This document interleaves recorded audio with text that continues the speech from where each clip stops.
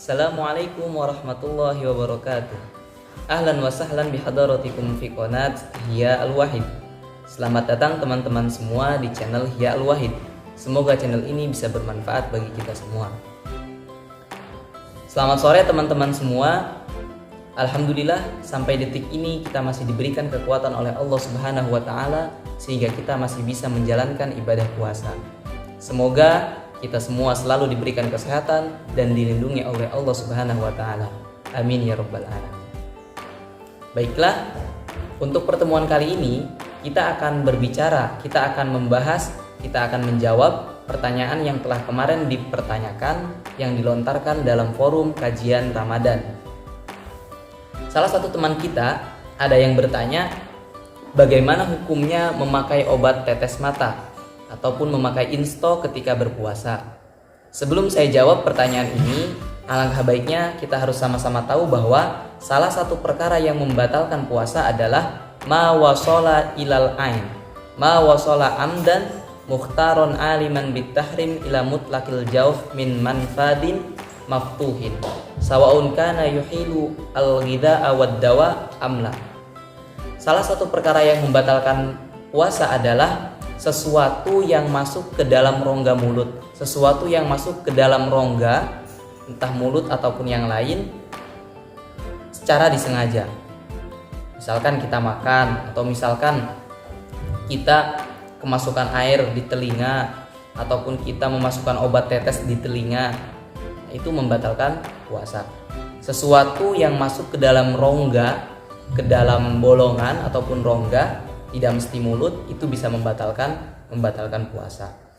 Nah, sekarang pertanyaannya, obat tetes yang digunakan ataupun insto yang digunakan, apakah masuk ke dalam rongga melalui jalur yang melalui manfadin maftuh, melalui jalur yang memang bisa membatalkan puasa atau tidak?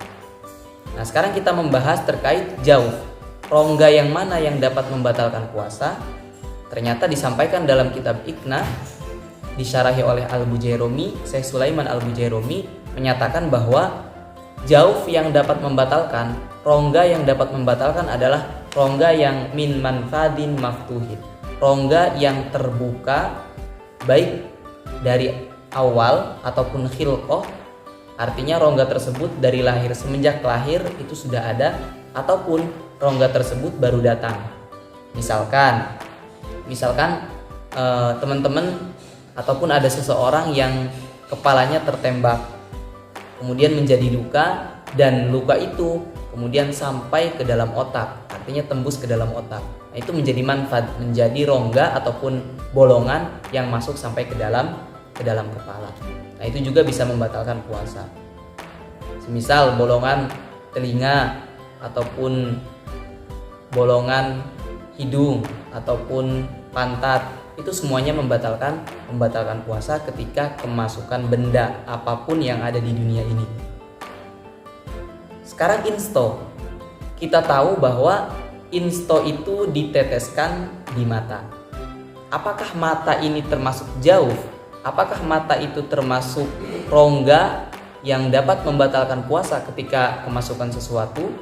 Ternyata mata itu tidak termasuk rongga yang dapat membatalkan puasa. Disebutkan dalam referensi, fala yadurru wusulu duhnin au kahlin bitasharrubi masamin jaufahu kama la yadurru igtisaluhu bil ma'i wa in wajada atharon bi batinihi. Misalkan teman-teman pakai insto nih, kemudian rasa insto itu terasa di tenggorokan teman-teman. Nah, ini tetap tidak masalah, tetap tidak membatalkan puasa. Tadi dalam referensi wa in wujida ta'muhu fi halqihi. Meskipun rasa insto tersebut atau terasa di tenggorokan teman-teman. Kalau dalam referensi itu mencontohkan al-kahlu. Kita pakai sifat, kemudian sifat itu masuk ke dalam sampai terasa di tenggorokan. Ini tidak masalah, tidak membatalkan. Kenapa? Meskipun sifat itu sampai masuk, meskipun insto itu sampai masuk ke tenggorokan, tapi masuknya lewat jalur yang tidak membatalkan, maka hukumnya tidak membatalkan puasa. Sehingga kesimpulannya, memakai insto ketika berpuasa itu tidak sampai membatalkan puasa. Karena insto itu masuknya melalui jalur yang tidak membatalkan puasa, atau rongga yang tidak terbuka seperti mulut, seperti telinga, seperti lubang pantat.